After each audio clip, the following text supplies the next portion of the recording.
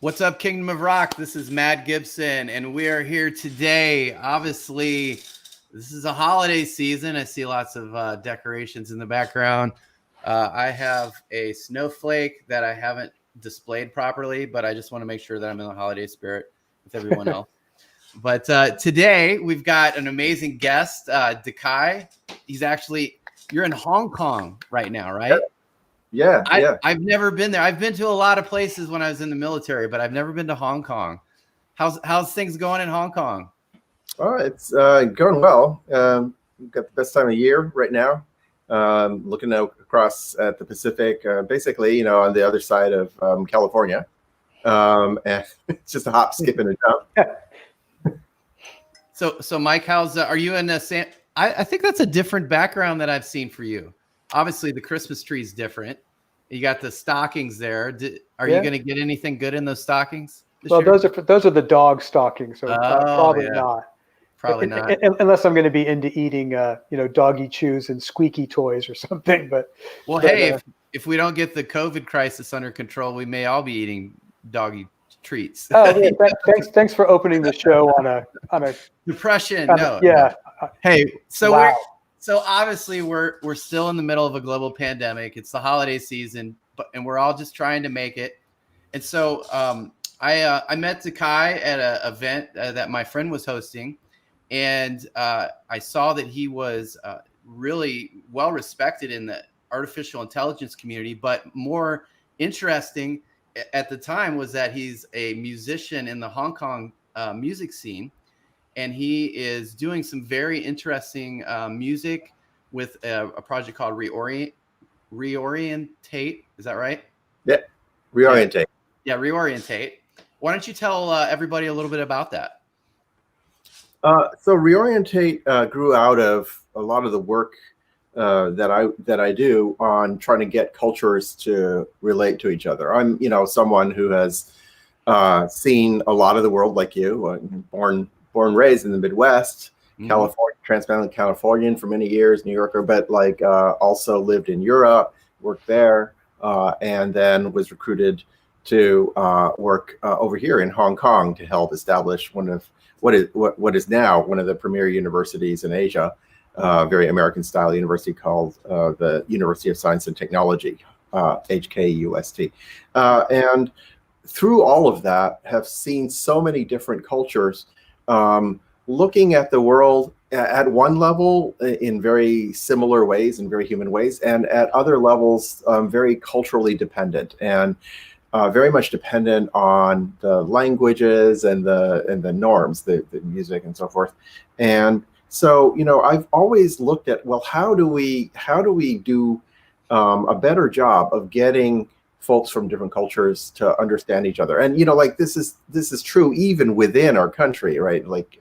Where I grew up in Middle America versus the East Coast or the West Coast, oftentimes feels like the language that people are using isn't connecting, and so I ended up working on translation AIs. So if you've ever used Google Translate or Microsoft Translate, stuff like that, I pioneered that sort of thing. And developed the tech, the machine learning types of stuff very early on to be able to get machines to do that kind of thing. But at a human level, as a lifelong musician, music is one of the best ways to get people to connect to each other. And so that was obviously something that I've been working with for a lifetime. And I started to think here, how do we get people from different styles of music to be able to connect the complexities of the musical languages that they're using without dumbing it down, right? Because you often hear that people saying stuff like music is a universal language, so forth. But as a cognitive scientist, I always found myself thinking, is it really a universal language? What does that really mean? And you know what? Music yeah, you can listen to music from a different culture and you can hear it on a certain level and appreciate it.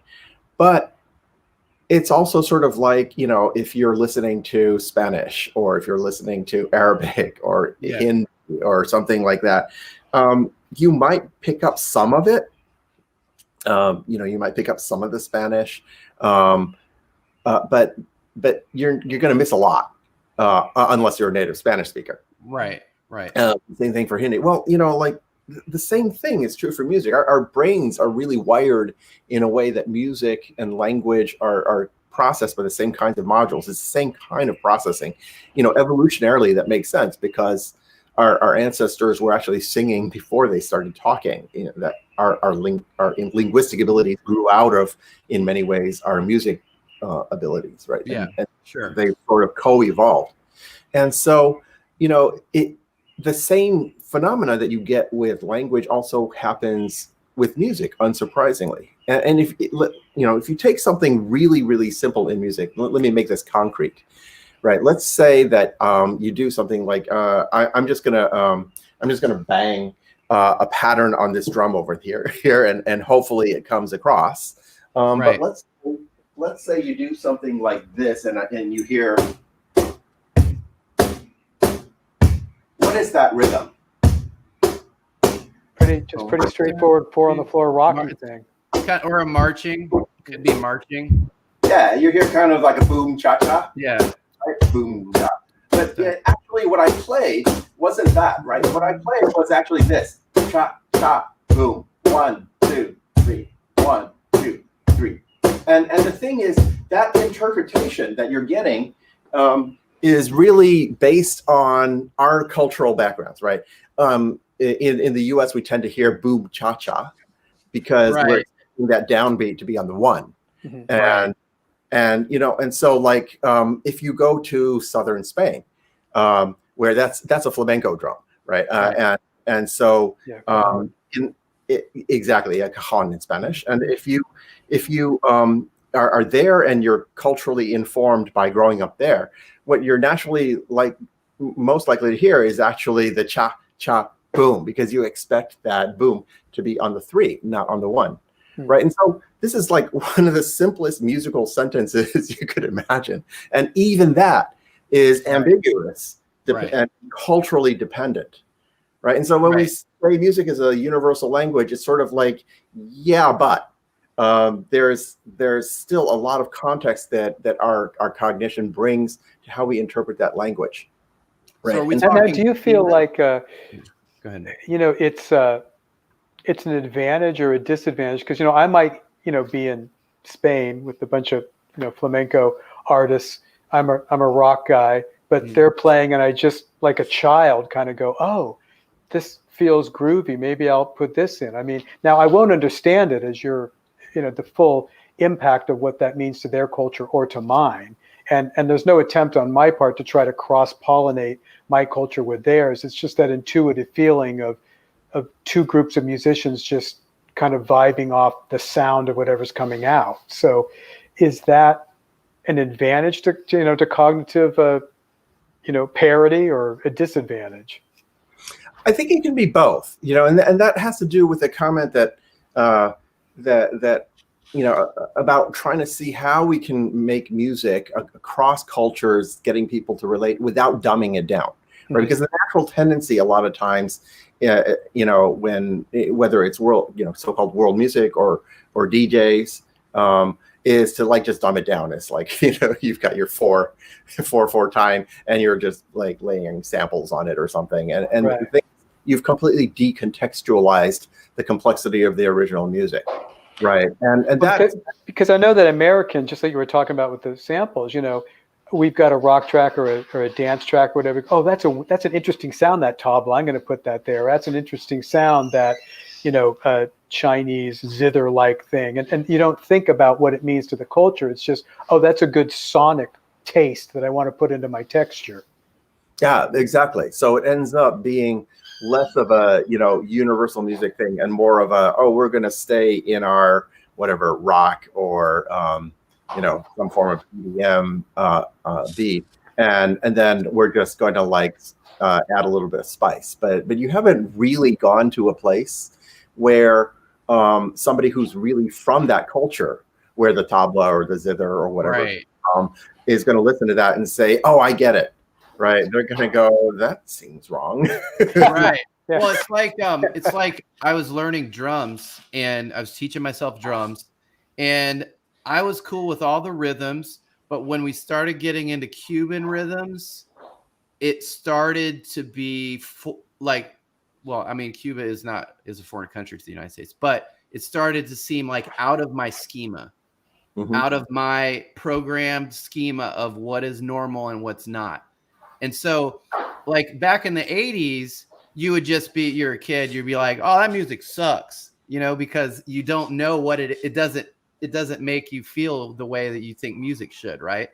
Yeah. But now, as I'm learning more and more about music and culture, I want it all. I want to experience it all. I want to learn it all, because like that music, when you watch people dance to it, Cuban music, and you see people react to it, is infectious. It's just a completely different, like, it's hard to explain unless you've experienced it. But before, I was in my 40s, I wouldn't even listen to it. I'm like, that stuff is just too weird for me, man. Well, then you also have the thing where, Ginger Baker immersed himself in African culture and African rhythms and applied a lot of those rhythms to rock tracks. But I don't think someone like me or most Americans even knew what was going on. They just went, oh man, Ginger Baker's a badass drummer, not even understanding what was happening. Yeah. He pulled out the magic from another culture, which to us seems like genius, which it is in a way. Blending other cultures is definitely a genius thing. But the way that it gets presented is so fluid that you don't, like Mike's saying, you don't really know where it came from. You just know, man, that's cool. So it seems like, this is obviously a problem or a challenge. How are you working towards having us all have a little more sensitivity to these other cultures?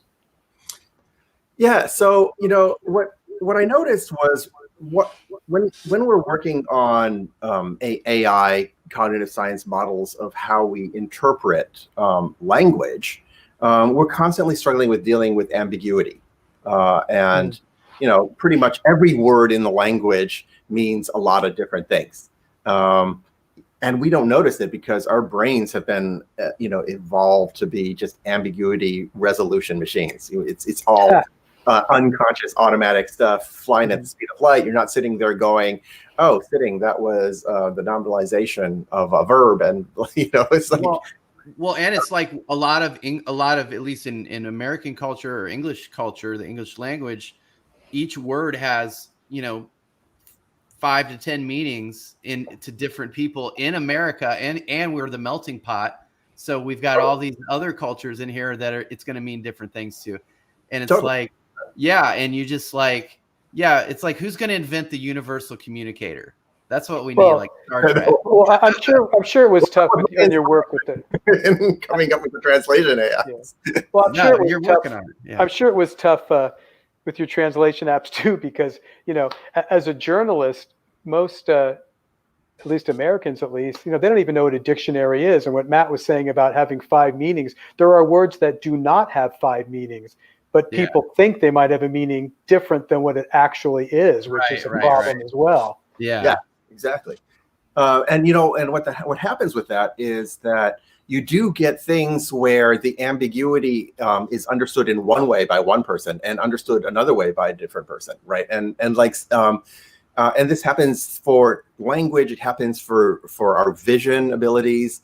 Like you must have seen these famous like Necker cube optical illusions, where it's just a line drawing of a cube, but depending on how you approached it, you either see the cube popping in at or popping out at you, right? That sort of thing, or the faces that look like a vase, right? And so those kinds of things are examples of where our brains naturally can see the ambiguity from one way or another way. These optical illusions, and so cognitive illusions are something that happen to us every day. We often don't notice because we only interpreted it one of the ways. And Right. once you've seen it, you can't unsee it.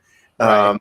Right. And so I started thinking, how do we make use of this in music? Right? How do we make use of cognitive illusions Right. in writing music so that we can avoid dumbing things down, but still make things relatable to people that are coming from all walks of life, right? And for me, the test of the music is I'll take our group, which is ReOrientate, and put it in front of very different audiences. And my measure of success is if I'm putting it in front of a Hard Rock Cafe audience versus retired Chinese senior citizens, or a Bollywood audience, an indie rock audience, like one of these more performing arts venues, symphony hall, so forth. If I can put it in all of these kinds of different venues, and the audience is still like kind of happy and grooving, then I think, okay, we're hitting that spot, right? Because they're relating to that music. I've not dumbed down, everything to just like some 4/4 house beat, and they're finding something in that music that they can relate to really Right. deeply in their culture. They're not sitting there going, "Oh, that rhythm was used wrongly." And they're able to then use that as a foundation to reach to all the other elements from other musical cultures that are in that music. Yeah, but But if you gave me that as a homework assignment, though, I'd probably fail. It's like, wait a minute, you want me to appeal to retired Chinese, Bollywood Indians, and an indie rock audience. How do I do that? I'm just a cat who writes dumb rock songs. So, I mean, how did you get to that level of expansiveness, I guess? I've been playing in different genres for a long time, and working with different groups, living in different cultures, trying to immerse more deeply, and you get out of my own bubble, Mm-hmm. and understand their traditions. Right, a lot of music has deep traditions. Even pop music, a lot of times it has deep traditions in the philosophical, spiritual traditions of that culture, right? So in Bollywood music, you'll find a lot of influences from Hindu traditions, from Sufi traditions, and so on, right? And similarly in the Chinese styles of music, also in Western styles, and so with gospel, right, and many other traditions that have just climbed into our music. And so when you immerse at that level and you try to really internalize, and you're working together with other musicians, singers, dancers who are steeped in those traditions, if you do more than just sort of a shallow, oh, let's get together and jam, and something comes out, sort of like, that was interesting. But if you really work at it, to the point where everyone is holding each other's feet to the fire and keeping each other honest, right? That works. That doesn't work. That's a misinterpretation. And then you can start playing with those. Here, let me make this concrete. I'll give you. So here's a flamenco rhythm that's a little bit more complex, right? And see if you can tell what the rhythm is, like where the meter is.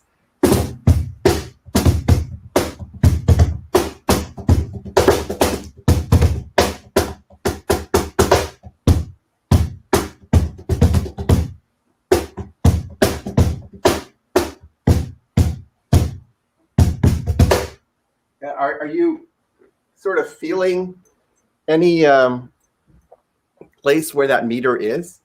Well, I didn't count it out, but it sounds awesome. I mean, I felt you were having a rhythmic conversation, which was awesome. Yeah, it was conversational. I liked it, and I would say it's definitely not like 4/4, 3/3, or 2/4 halftime, anything like that.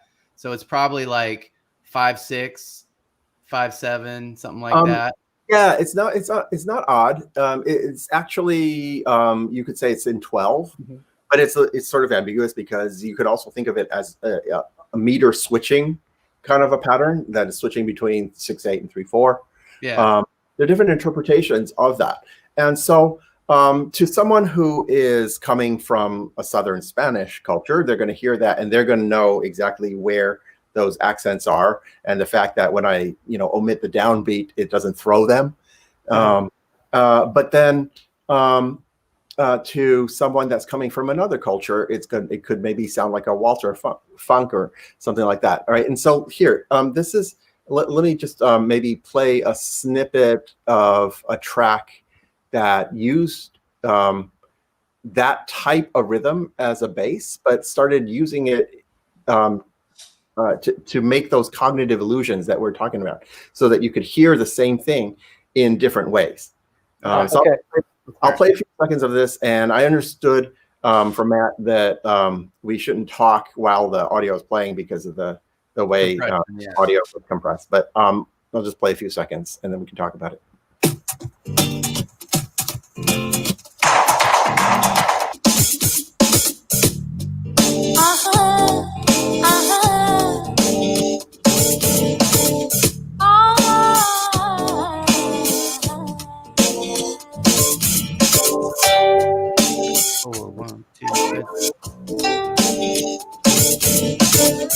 Yeah, it's like a back.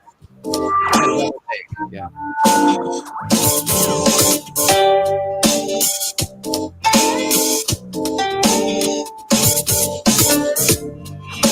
So here, see, the question is, can you see where the meter is?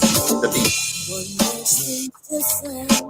Yeah, well, if let's say you played what you just played on the cajon, and when you talk about the group holding each other's feet to the fire, or culturally, if I start doing some like an in excess thing, where I'm going dance, dance, wait, dance, dance, would some of the other band members go, "Hey, man, that's so sterile," to get to what you're playing for us now? Yeah, probably. Okay. Right. Because the beat here really should be more like.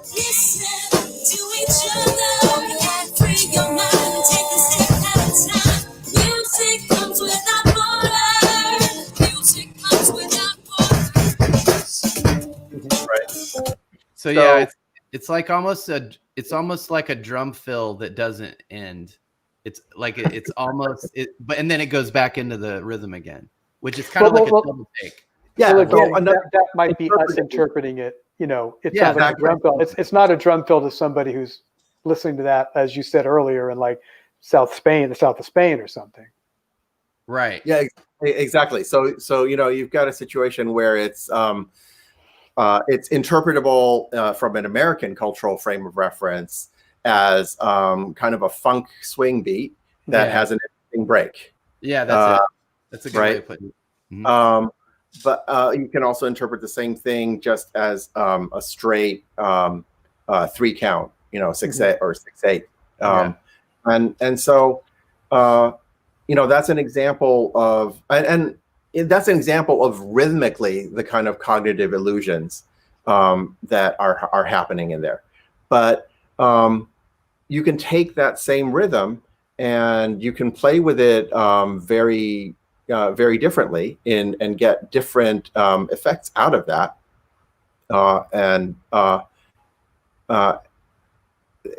There's a lot of complexity that you can take advantage of. So when we were talking about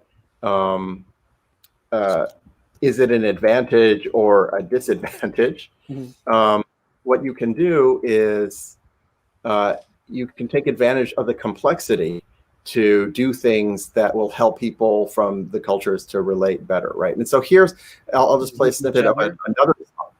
With each other or with other cultures?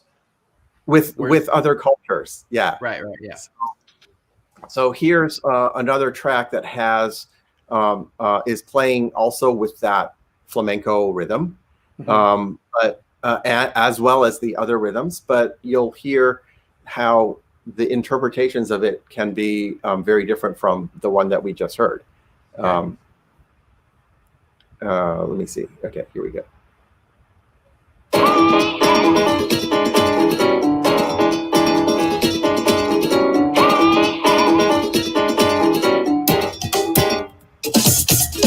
Hey, hey, hey, hey, free yourself. Hey, hey, away from the pack. Hey, hey, hey, hey, you roll call. Hey, hey, hey, hey, take a deep breath. Hey, hey, hey, and your voice. Hey, hey, hey, hey, get your hands on. Hey, hey, hey, hey, it's up to you. Hey, hey, hey, hey, the power of one.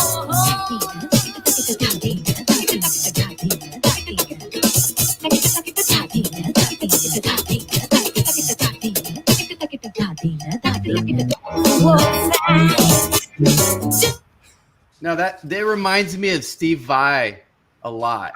That track reminds me of Vai, the way that he writes things a little bit.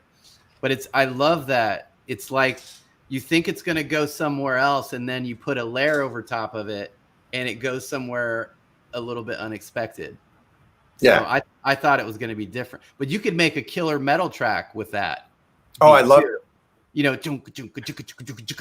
mean, you could really I like it. Well, let's say I'm still trying to get around being culturally sensitive. Like, if you gave me that drum beat or track, and I went back to my studio and said, hey, this really awesome guy Takai just gave me this really cool thing. Let's do something with it because it's pretty awesome groove. And so everybody jumps in, and they're going to be jumping in like Americans. And there's not going to be any cultural understanding at all. They're either going to go, dude, I can't play to this. What did you just do to me? Or they're going to go, yeah, that's interesting. Here's how I'd interpret it. So how do we come from that kind of vibe where I'm still standing firm on my cultural understanding to being presented with something that's outside of my culture, and I start to go, oh, I need to come closer to what this really is. Does that make sense? It does, and I think it really has a lot to do with this holding each other to an honest understanding of where it's coming from. Like, a track like this, even though to us it sounds like a lot funk. If I take this to Gitanos, the gypsies in the south of Spain, they're going to hear it, and they're instantly going to go, whoa, that's an interesting way to use a bulerías rhythm. And they're not going to be, oh, you chopped it up, so you only use the first 8 counts of the 12 count rhythm because you needed to fit it into your 4/4 electronica track or something. There's a way to do creative fusion, blending, whatever you want to call it, that respects the cultures that it comes from. And I think to answer your question, Michael, if you're playing together with people who are really deeply steeped in their respective traditions, then you're going to get a lot more honesty. What you said is true. If I go and I just hang out with a bunch of fellow Americans, I'm going to end up participating in creating something that's extremely American. And it's not going to get out of the idiom. But what that is the musical equivalent of an echo chamber. Right. And a lot of the joy of life to me is exploring the diversity of so many rich ways of looking at the world that we exist in. And that surprise that you were talking about, Matt, where you've been looking at the same thing all your life, and somebody's flown in from India or wherever, and they look at it and they go, hey, and you're like, that's a new way of looking at it. That those sorts of things brighten your day. And I think as musicians, looking for that keeps us from sort of, that rut that just kind of, it's kind of dead. I'm doing the same thing over and over. We've all been doing. A good example of that is I have a harp that I'm trying to learn how to play, and I'm a metal artist. And sometimes I can make it sound like really deep old Black Sabbath with the harp, but it still sounds like a harp kind of, And I was telling my buddy about it. He's like, yeah, I've tried to make a harp not sound like a harp. It just always does. And so that made me go, I'm going to figure out a way to not make it sound like a harp, but it to still be a very, because it has all those strings, deep, basses and nice, frequencies from the harmonic spectrum, what do you call overtones and things, and it's like I'm taking a whammy pedal and I'm using a whammy pedal to adjust the pitch of the string so I can play lead on so I can adjust it. I'm trying to think of different paradigms, and I totally see, using pieces of other cultures and putting it into your music in a way that's unique. But we're talking about respecting other cultures and understanding people. Like, one thing I've been thinking a lot about lately is tribalism, and how, if you look at our elections and things, and I don't want to get into politics, but it's a real stressful thing that just happens here in America. It's stressful, and it's still kind of stressful. Mm-hmm. And it's like, regardless of what side you're on, the truth is everybody is really mad at the other people, right? And when I say everybody, I mean in general, of course. But and it's like, I know people on both sides of the story that I'm good friends with, and I talk to, and I listen to them, and so I just kind of stay out of it. And I have my own beliefs and things, but I'm trying to be the glue that holds things together and lets other people, like, kind of a peacemaker. And it seems like that's kind of like what you're doing too with cultures. How does music and tribalism, relating to tribalism, how does that make the world better or less better? Yeah, I mean, the whole word tribes is something that I've been chatting about with a lot of friends, sort of more on the cognitive linguistics side and the social-cultural sides.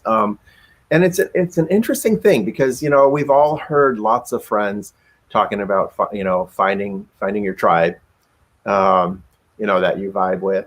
Right. And all of that makes a lot of sense and relates to our personal experiences.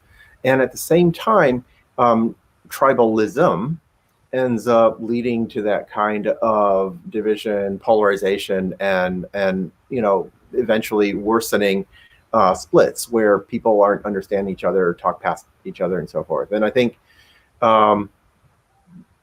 it's really important to understand that, like, there's one side, there's another side, whatever, but like we're all on the human side. Yeah. And so getting past, some of the excessive tribalism has to do with, I think, actually being willing to make the effort to hang out with people of all tribes and to, again, like we were talking about before, immersing in these different tribes, learning, what's great about each of these tribes, because it doesn't matter whether you're talking about the tribe that you were just bringing up or the musical tribes that we're just talking about. At the end of the day, when you spend time, you just find so much to love in each of those cultures, and the learning the languages, the spoken languages and the musical languages is a joy if you actually really throw yourself into it, and you approach it with a creative and an open mind. It's inspirational, and learning the musical languages is, if anything, even more inspirational. And I think that's the thing to do. So, like in ReOrientate, I've been privileged to be spending time, enormous amounts of time, with people who are deeply in the respective traditions. The singing that you just heard, one of the singers in the last track that I played, Seema Ramchandani, was a really accomplished singer in India, grew up in Africa, in Nigeria, went to India, became a pop star, and brings deep traditions from the spiritual origins of the music in the spiritual. Well, I mean, you can call them ghazals, and so when I'm doing something there, it's going to have to be honest, or the flamenco dancers that I've been working with, who and that's amazing too, because flamenco is one of these forms where the language and the music and the dancers, the singing, they're all integrated, right? This dancer is actually an amazing percussionist with their hands and feet. And Clara Ramona, for example, is a really accomplished dancer from a line of them. Her sons are major flamenco dancers as well in Spain these days, right? And so, like, if you're going to do something, my arjo player has, I don't know how many degrees, like multiple master's degrees in everything from Chinese orchestra. He's a master conductor. He's in the top 3 in the Chinese orchestra conducting competitions worldwide. Master arjo player. Young guy also has a master's, not just a bachelor's, but a master's in computer science. And so, if you get people like that, that are sufficiently open, they're accomplished in their own right, in their own traditions, and they have no insecurities about being open to like everything else that they may not be an expert in, right? And they just want to receive, right? And so if you group together with those people, then there's so much richness in sharing with each other, and because they're able to like guide you, that when you're blending things, this is honest in this tradition, and it's honest in that tradition, and it's honest in that tradition, and so forth. I think we all come out listening to each other a lot more heart to heart, and feeling like we've actually related to each other more than just we made some noise together. Well, and it's like that traditional I don't know if it's worldwide, but the American view of the band story, the becoming of the band, just some people playing music together and it sounded good and they just made a band and made music and stuff.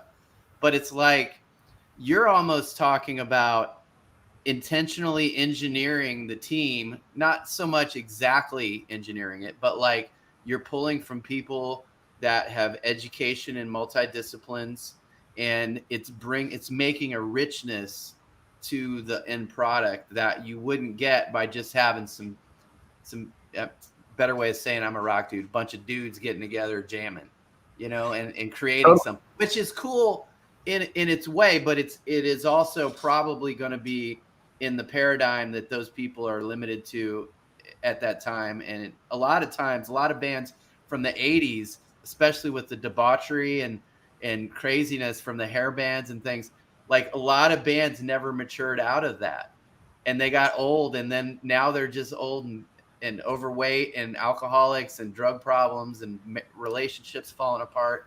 It's like, do you think that putting together a team of,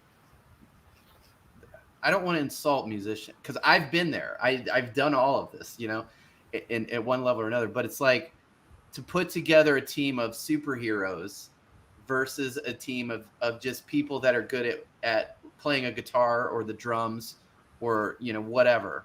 Like how is that really, I admire that. I think that's a good strategy. That's what I'm doing. Yeah, no, I mean, I like the way you use the word engineered the group in a way. Yeah. We talk about audio engineering, mixing engineering, and so forth. But like actually, the construction of the music and the community, I think, it deserves at least as much attention. Because that's really at the core of the content, the essence. And so I think of, ReOrientate is first and foremost a community. And and that's the important thing, and different people will like. So on the first track that I played, for example, you heard another vocalist, Gretchen Yaneza, who's super talented, and it's coming from a different bag of cultural information, right? She's born and raised in Hong Kong, but of Filipino ancestry, and brings a lot of Southeast Asian influences. Yeah, very different culture. Deeply souled, steeped in soul and traditions like that. And so, if you really, on the one hand, you hunt down people that have been themselves pursuing these kinds of cross-cultural learnings. Right. And on the other hand, if you meet people who maybe they've been doing one thing all their life, maybe they've been playing Chinese classical music all of their life, but you find people who can have an open mind, right? And you take the time, and you do sessions together, you eat together, whatever, and you start getting people to explore. And I think if we were to do that, we would have a lot more interesting musical conversations in music. But if we did that in daily life, we would go a long ways toward overcoming some of the polarization that you were alluding to, Matt, earlier. And it's not only in our country or in the U.S. today, as you were talking about, that we really need to be doing that more, but also I think worldwide. Where we've seen geopolitics go from a pretty nice stable period to a time now where it's really troubling, because there are a lot of things that are happening today that are exactly the same symptoms that predated each of the world wars, where you had people drawing hard lines and trying to form big, huge alliances, blocks. That was a lesson we were supposed to have learned after World War I. We failed with the League of Nations, if you remember the history. It was too weak. And then the same exact thing happened again with two large alliance blocks, splitting the whole world into us and them. And World War II happened. And now we're beginning to see some people still, trying to ramp that kind of mentality, that kind of rhetoric up, creating giant, 2 giant echo chambers or 3 giant echo chambers.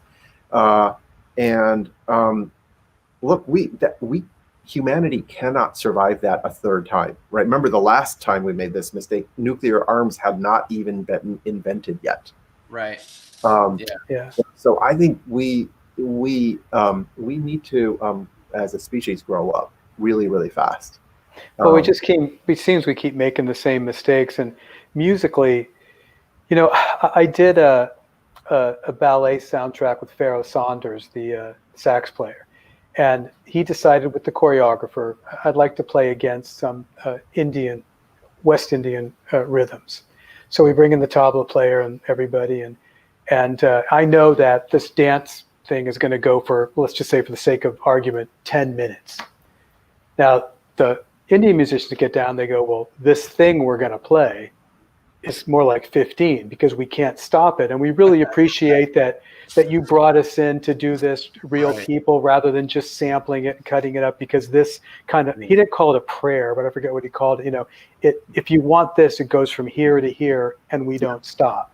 Yeah. Now, Pharoah Saunders being a jazz guy was just, okay, whatever, I'll just play it. The choreographer was like, I'm not comfortable with this. It needs to be 10 minutes. But he also realized that he needed to step off his high horse and just let it happen.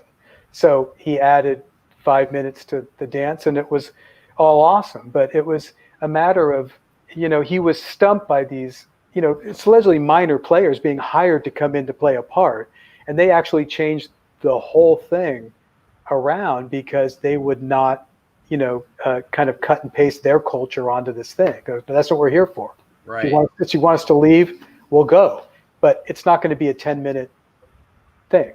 That's a great example of what we've been talking about. Yeah, where, those players, they're sort of holding others' feet to the fire and saying, well, if you want more than just an artificial sprinkling of some exotic flavor onto your thing, then there's a certain form that has to be respected. And this is the thing, right? In Indian music traditions, as with many others, there are certain structures that you absolutely want to have in place, because otherwise it's just wrong. It doesn't resonate with that culture. And then but then there's others that are there's a tremendous room for improvisation within that structure. The analogy is like, say, 12-bar blues. It's going to go in these 12-bar cycles with, and the variations on that are known to everybody.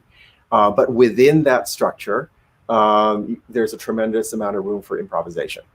It's the same thing in flamenco traditions, and a lot of traditions, African music traditions as well. So that's the sort of thing where if you spend the time and everybody sort of drops their ego a little bit and just really tries to learn what are the structural constraints in that language.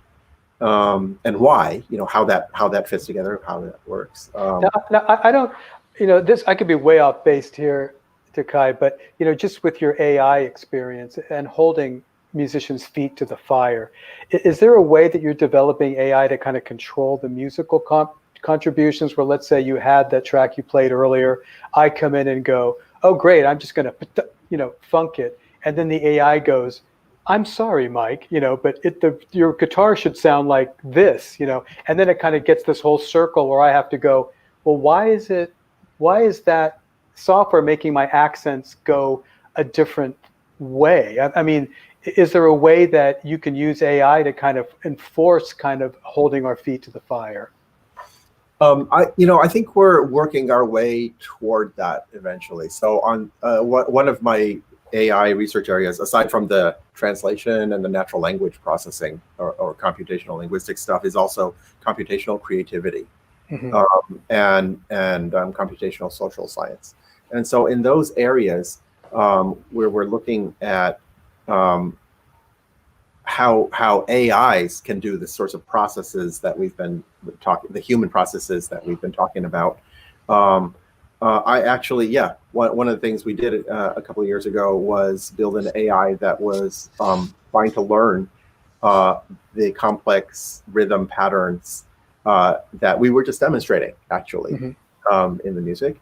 And just from looking at the data on all that kind of syncopated variation and playing of the percussion against other parts, would try to understand for itself how you can chop it up, how you can like sort of know what kinds of idioms should be used where against what. And so as we build more and more sophisticated AIs that are learning that sort of thing, they get closer and closer to being able to doing the kinds of things that you or I might do, right? If we train an AI that way on the flamenco patterns, and then we feed that AI an R&B input, how would they interpret that R&B input, right? And they'd be struggling there because, imagine it's a model of a human that's only listened to flamenco their whole lives, right, and now thrown R&B at them. How are they going to hear it? Well, check it out. It's like this. It's like, what's the win for another person to embrace something that somebody else is doing? And you've got to figure that out. If you're going to be a peacemaker, so to speak, in general, if a person's going to be a peacemaker, you've got to figure out, like, okay, so let's say your metal is a great one because, like, when metal started, it was genre hate was real. If it wasn't in your schema, that's garbage. You know, like it was back in the 80s and before. At least I experienced that a lot. I don't know about you, Mike, but No, I never got that. You It was worked just in another type of music. well, you worked in studios, and so you were almost forced to experience tons of different types Well, of music. however, you know, once you have a major cultural explosion like MTV embrace metal, I would say that it's not the kind of music that's going to get you beaten up in the schoolyard anymore, you know. Right, but here's what I'm saying. It's like if somebody in the 80s would have said, Matt, I know you're a metalhead, but I want you to come over and listen to this rap music, and there's a bunch of pretty girls over there. I would be like, okay, that sounds like a win. And my friends in my tribe, my metal people are going to make fun of me because that's what they're programmed to do. But I'm still going to go hang out with some pretty girls over here. So I'm cool with that. Right. So that's a trade where I'm like, you know what? It's all right. You know? And it's like, we're all like, we're working in artificial intelligence, and a lot of people, I haven't really talked about this at all publicly. So I'll stay out of that for now, but we're getting into artificial intelligence, and all of us here are. And the Kai obviously has been doing this a long time. And it's like, I'm trying to think, what is the AI solution? If we were to have the best case scenario of human logic, human empathy, human whatever, embracing other cultures, what's the best carrot that an AI would serve up, or something to make it so like we can heal the world with music and unite people? You're never going to unite all the tribes on all issues, but what you can do, music is so powerful that and customizable that you can probably use AI to figure out the common points that we have and blend them together in a way that actually builds friendships with other people and other cultures around the music, around the cultural differences. And really I think it's as simple as we're in a playground as a bunch of kids, and there's bullies, there's sports people, there's, cheerleaders, there's, people good at kickball, there's people that are good at math, there's people good at everything. We're all just want to have friends to play with, and we don't want to get beat up when we go on the playground. We don't want to, we just want to get along. And it's kind of like when I was in the military, you would go into a foreign country, like we would go to Kuwait, and then I would come home and everyone's like, yeah, how are all those, foreigners with an expletive? And, like, it's kind of like we're at war with the people that are either have Muslim faith or have a descent from the Middle East or something in their brain is like, I have to not like these people. And my answer was, they're just like you and me. They want to live in peace. They want their families to be healthy and happy. And they just want the same things that you want. They want fresh water. They want like something to eat that's good. They want to be able to express themselves culturally and have family and love and all these things. And it's like, I don't know. I'm just trying to think like what converges in music that's almost like the most potent unifier of people that could do it exponentially on a way, almost like the Pied Piper, where everyone's kind of like following the. Well, and I might give to Kai like an elevator pitch and go, listen, I'm really into this. What I want is not to have happen what happened when Paul McCartney, who I love, did a Band on the Run in Africa, brought in African musicians and said, oh no, this isn't going to work, and ended up doing the record pretty much by himself. I also don't want my good friend Matt to feel like I have to have some hot chicks at my house for him to listen to rap music. So, I want to be able to present something where we can present disparate cultures and have them assimilated in a way that makes sense. So how do we do that with AI?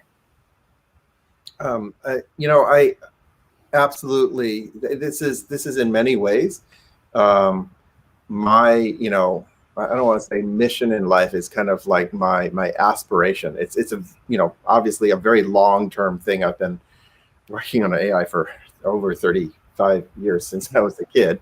To me, it's really something that if we're going to build machines that are trying to augment human intelligence, they should be doing it in ways that help us with our weaknesses or our blind spots. Even today, if I'm using this thing over here, which we all do, it's already taking over part of my brain functions. I mean, I've always been bad at spatial orientation, but this thing, with Google Maps or and it's something like that, it is already sort of offloaded a bunch of cognition into this artificial part of my brain, so I don't have to think about it anymore. And the same thing goes for telephone numbers and other things that I used to be loading up my brain with. So if we can develop AIs in ways that are healthy, that augment the weaknesses that harm us, as opposed to focusing all the energy on building AIs, destructive AIs, things or polarizing AIs, which is happening horribly today, right? A lot of my work in the AI ethics community that we haven't talked about has to do with the way that AI powered social media and search engines and recommendation engines make huge profits just by serving up things to different echo chambers that drive the outrage and the sensationalism in those. I mean, nothing sells like fear and hatred, right? Oh yeah, it's totally true. I could post on a major social media network platform. I'm only saying this because I don't know who my other friends work for, but I'm just saying we all know big tech. There's a lot of problems with how quickly it grew and scaled, and it turned into like a money-driven thing versus a principle. Like, what are we trying to do here? Like things like Facebook. It started out like a way to connect people, and it's cool. And then the shareholders got involved, went public, and it just started turning into this like sucking. It's almost like it's sucking out my soul. When I look at it, it feels like it. And I'm like, man, and it's so powerful and it's so useful. And it's like a knife. It's a sharp knife. You can really hurt with it, and you can really do some great useful things with it. And I think, with AI, we're talking about things that, like you say, do things for us. They got to be people that it has to be AI that's not going to hurt us, like you say. And I think that's really the most important thing, that I'm trying to surround myself with people in tech and AI and music that are trying to heal and help, because music is such a powerful thing, because it touches everyone in unique and special ways. And it's like, if we can figure out how that science works, how that works on all kinds of different levels in the human psyche and how it affects people. I mean, but again, we're also making things right now with frequencies to like make people go to the bathroom when we point this thing at them. Well, that's something. I mean, when Takai talks about ethics, in the scratching of the surface that we've done for this company that Matt and I are working on, we already know that things like the CIA are working on using music as a weapon, which is absolutely devastating, to learn. And I'm sure in your space, well, I'm not sure because I'm not you, but I mean, it must be interesting where with AI being used so much for advertising and, as you say, kind of promoting, division, and you're like one of the good guys. So it must be difficult for you sometimes to go, no, listen, AI isn't always bad. We're trying to do something good with this. That's how it started out. I'll be honest, when I was selecting, I did my PhD way back in at Berkeley in AI, in natural language processing and cognitive science. And when I graduated, I had written one of the first theses to argue for using machine learning approaches instead of good old-fashioned AI that's humans writing down logical rules, which is impossible to scale. Yeah. Because the world isn't logical or rule based. It's way more complex than that. Yeah. And so like I was looking around at what to apply this brave new world of machine learning based AI and language understanding models to. AI has been used for all sorts of things, and when I chose to work on translation, it was really for the purpose of what can we build AI for that will maximize the good that it will do, minimize the destructive effects of it. I figured that even even in military applications of translation, it's usually intelligence agencies that are trying to understand what is happening in that remote village, in Central Asia or whatever. Mm-hmm. What that is contributing to is a deeper understanding, right? A lot of times these regions, we Americans, most of us don't get out of the U.S. very much. It's so big and locked by two oceans. Yeah. And so it's very hard, I think, for a lot of us to understand what the people in that remote village in a land on the other side of the world that we can't even pronounce are talking about, right? And then it's very easy for the mind to go to the worst paranoid fears of, oh, what are they talking about? When in fact what they're talking about is that their ability to grow crops for the next year has been destroyed because of I don't know, bomb strikes or whatever on the land, right? Or supply chain disruptions. And so, like, the more people understand about that situation, the more you can address the root causes, rather than just kind of escalating everything to the point where people are way past being able to talk to each other about the problems that need solving. Yes. And I really think I moved to LA. I've lived in small towns my whole life, military bases, small towns, Midwest. I came from the Midwest too. And I think that one thing I really like about LA is because there's so many people here, you're almost forced to learn that you're not alone. You're not the only person that matters. There's a lot of people here that matter. And, as a person that's been in the military, you want to think, I'm a patriot, America first, and all that stuff. And that there's a certain sentiment to that does ring true, and it makes sense if you're an American. But at the same time, you got to realize how rich we are. We are so wealthy. We're so wealthy here. Even the poorest people that are struggling through the pandemic are doing better here than in 90% of the rest of the world. And it's like,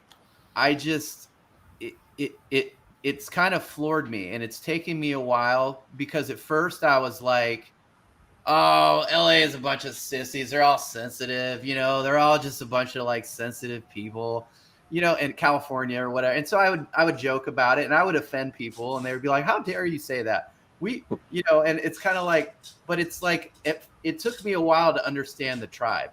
And it took me a while to understand the different tribes and how the different dynamics in the city of all the different cultural centers. Like right now, there's one part of LA where there's an injustice in like relating to Turkey and Armenia or something like that. And the whole community is like blocking off the roads and talk. And it's almost like LA is kind of like the world in a small little snow globe. And you're in it. I think it's like that. And I grew up in San Francisco. Yeah. You went to UC Berkeley, right, Takai? Yeah, I've never been there. I mean, what an amazing place to grow up in the 60s. It was just a melting pot. And you do have to kind of take a step back and realize that this bubble that we have here in California or San Francisco or LA or New York or parts of New Orleans or whatever, it's not necessarily that way in the rest of the country or in the rest of the world. And, just getting back to being culturally sensitive to music, you just have to give up a lot of your ideology and be open to being taken on a journey with other sounds, other cultures, other, music and things like that. Because the interesting thing, getting back to the Pharoah Saunders thing, is, he didn't just do African American jazz sax lines on top of those Indian rhythms. He knew all about Indian music and semitones and things like that. And that's what he blew. It was kind of amazing. It became an entirely different ballet soundtrack. And again, because everybody was willing, because the session musicians were brave enough to say, we're not going to change our culture, and because the other people involved in the project were open enough to not stop them from doing that, that entire track changed into something that it would not have been had we had to stick to the 10 minutes, American, blah, blah, blah. That was one of those defining moments for me, at least. Yeah, I think absolutely. I mean, both LA and San Francisco, and which, the Bay Area is still, except for this year during COVID, I'm actually back and forth all the time. I'm still also at the Research Institute at Berkeley that I came from many years ago to help establish the University of Science and Technology here. And so I normally bounce there quite often. And I think that one of the things that I love about California is exactly that richness in both the Bay Area and in LA and up and down the coast more and more. That is the kind of, and New York City is also kind of like that. Yeah. And big cities like Hong Kong and so forth. You have this stuck in your face that you're not the only one.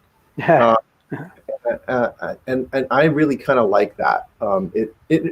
It's kind of like the grown-up version of something that my dad did to me that has stayed with me my whole life, which is that he had this thing where me and my sisters would have to eat at the table whatever food they put on our plates, no matter what cuisine it came from, or what restaurant we were at. Yeah, and until that last bit of food had been eaten, you did not leave the table, even if it took 3.5 hours.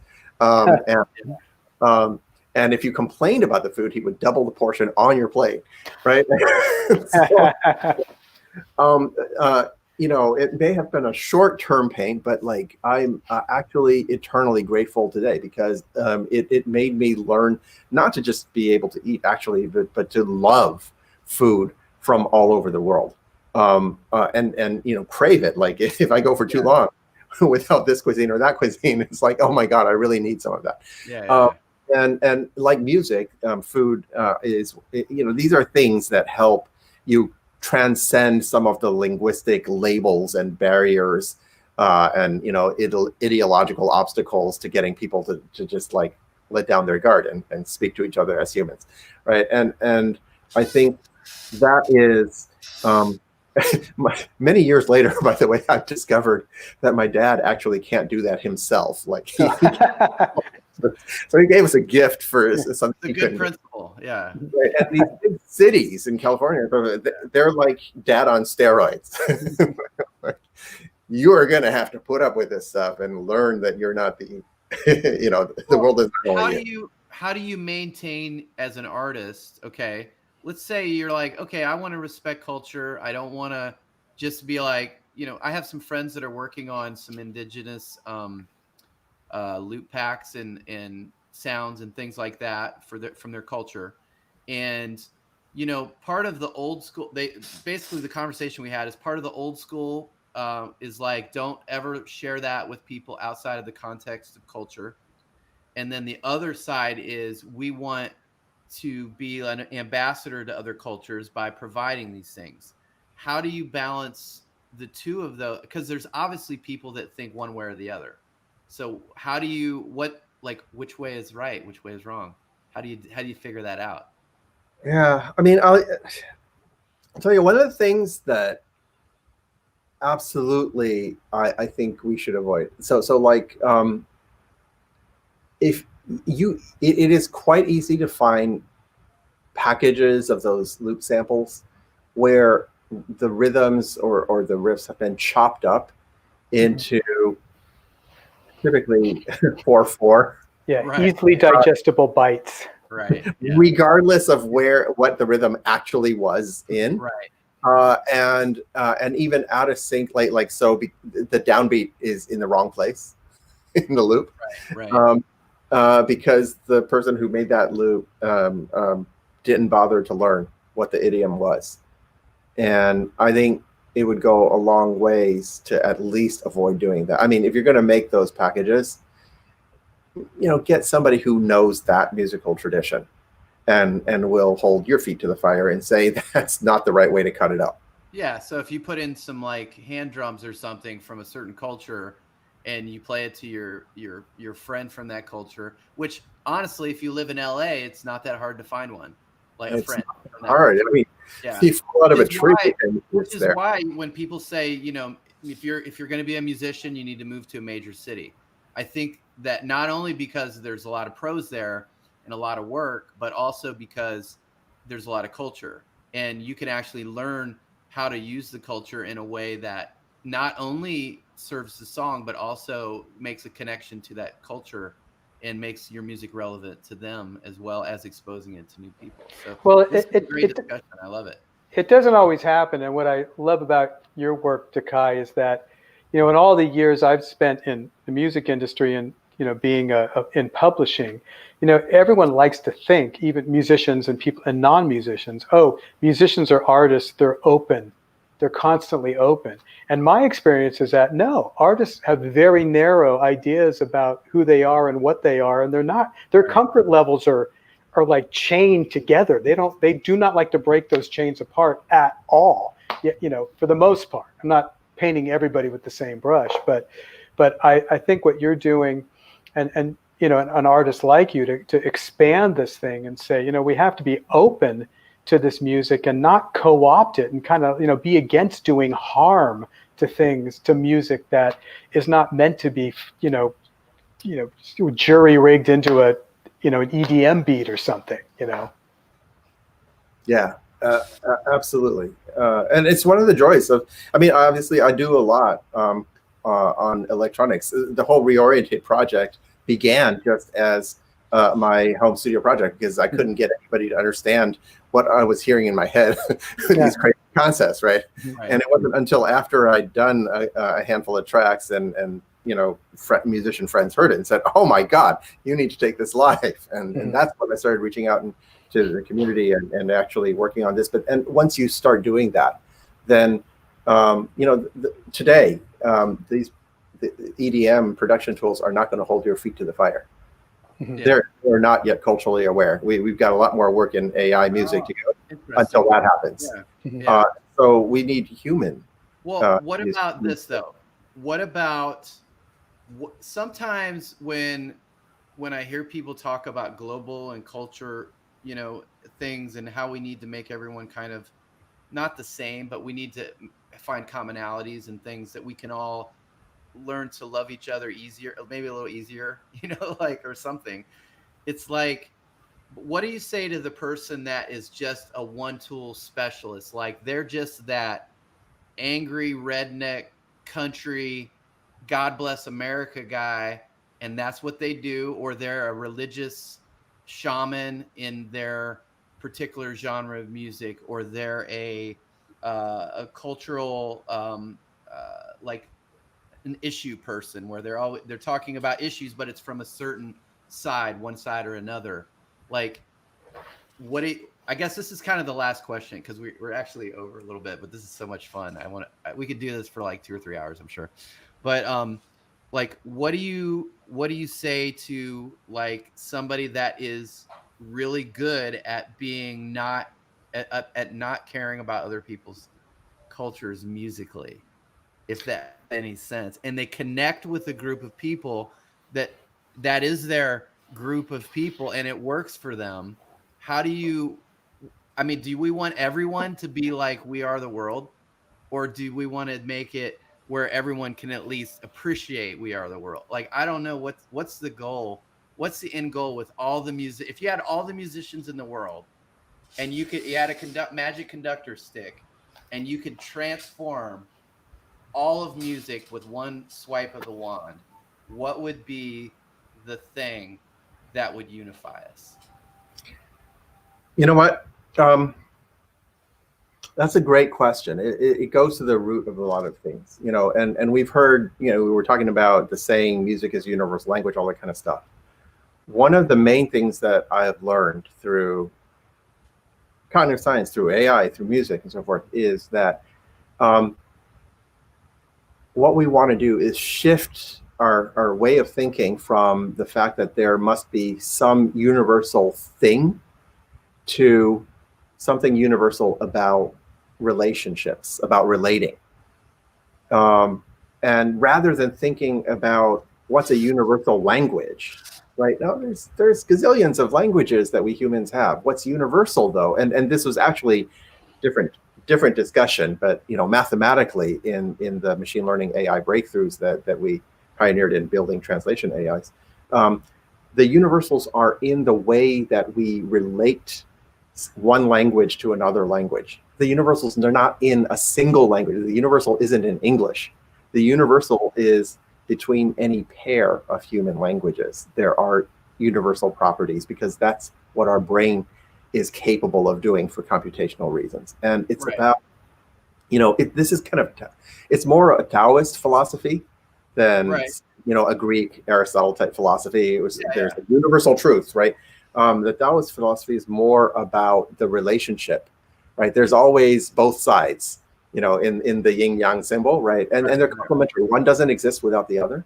And what's really magic is the relationship between them, which is the translation or the interpretation, that relationship. That's where the universals are. So if we can shift our way of understanding music and understanding each other as humans toward prizing the universality of the way we can relate, then that instead of it's my way or your way, that will be, I think, the key. And you know, a concrete story, just to like, I was in Nashville a couple of years for a computer music conference, and I found myself in the hall where, you know, the pedal steel was invented. You two have probably been there. And you know, amazing live performance. And afterwards, I was chatting with the pedal steel player because I noticed he had a very unusual one. You know, it was up on the stage, so I could see under it. I was looking at the mechanics of the construction, and there's a lot going on there that even for pedal steel. And so I started asking, and he started just, you know, like telling me about all these historical things in the development of pedal steel and what made this one special and all this kind of stuff. And all his bandmates, you know, all the jaded bandmates there that play every night, you know, they started drifting over, and they're like, holy shit, we didn't know most of this stuff. Right. And so if you approach these things with this authentic, open desire to learn stuff from other musical languages and idioms and traditions, people just open up. And you know, to your fictional character, what did you say? We'll do the redneck country all-American, you know, thing, which I grew up with that in the Midwest. Yeah, I mean, if you go to them, you start like really getting them to expound on their tradition, they will open up. They will tell you all kinds of stuff you didn't know. And that's true. Like, listening is the battle. That's 90% of the battle. Once you do that, then you can dialogue.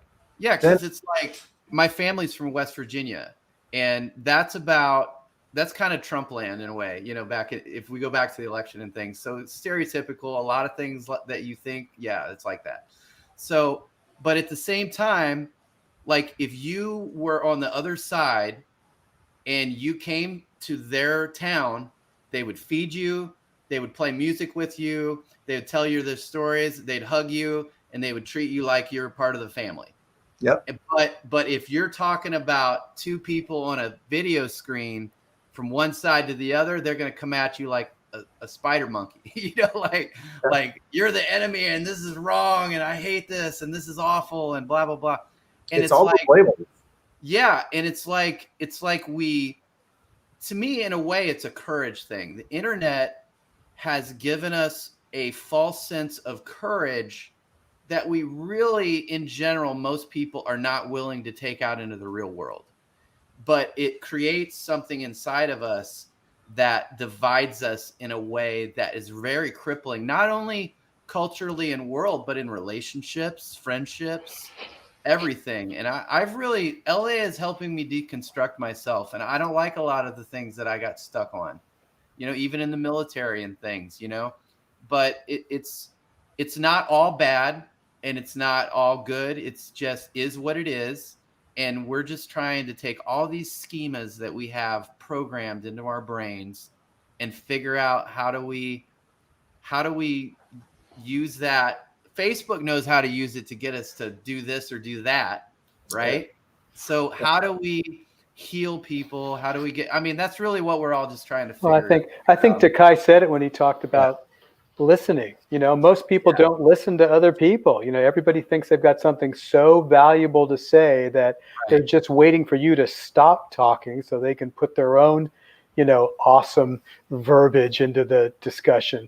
And it's the same with musicians. I mean, we have problems today in long-standing bands where, is the bass player really listening to the drummer, or is the bass player just playing a part? Is the drummer listening to the singer? Is there any kind of, sensitivity amongst the musicians at all? I mean, as a producer, I deal with this all the time. You guys or you girls are not listening to what the team is doing.